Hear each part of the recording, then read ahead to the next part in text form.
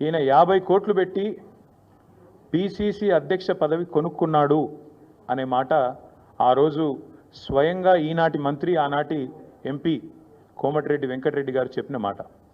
కానీ సరే, వెంకటరెడ్డి గారు చెప్పిన దానికి ఆ రోజు ఆధారాలు లేకపోవచ్చు, కానీ ఈరోజు ఆధారం ఉంది అంటూ ఎన్ఫోర్స్మెంట్ డైరెక్టరేట్ వారు ఛార్జ్ షీట్లో స్పష్టంగా ఎవరు డబ్బులు ఇచ్చారు, ఏ పొజిషన్ అమ్ముకున్నారు, ఎన్ని డబ్బులు ఇచ్చారో కూడా స్పష్టంగా చెప్తా ఉన్నారు. ముందేమో ఆనాడు పిసిసి కోసమేమో సూటుకు ఆనాడు పిసిసి పదవి కోసం బ్రహ్మాండంగా ఆ రోజు డబ్బులు ఇచ్చి 50 కోట్లు ఇచ్చి తెచ్చుకున్నారని వాళ్ళ కాంగ్రెస్ నాయకులు చెప్పిన మాట. ఈరోజు ఢిల్లీకి ఇప్పటికి కూడా జరుగుతూ ఉన్నది ఏమంటే, తెలంగాణ అనేది కాంగ్రెస్ పార్టీకి ఒక ఏటీఎంగా మారిపోయిన మాట వాస్తవం. ఎప్పుడు డబ్బులు కావాలి అని కాంగ్రెస్ పార్టీ వాళ్ళు అనుకుంటే అప్పుడు పెద్ద ఎత్తున డబ్బులు అందిస్తూ తన పదవిని కాపాడుకుంటూ ఉన్నారు రేవంత్ రెడ్డి గారు.